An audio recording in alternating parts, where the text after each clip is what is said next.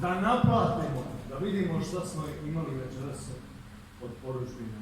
Na početka bio je početak, nije početak kraja, nego kraj početka. I šta je bilo poslije? Da vidimo. Ona je dala sebe, a on je dao sebe sebi. I ne bi ništa. Sve se podastrilo pod tebi.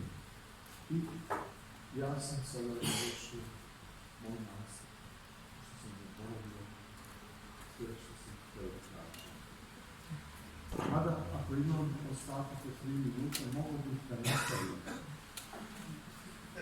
Nisam mogao da se sastavim, sastavim. Ok, možda sve to skupa. Pozdravljam nas. To je sve od mene.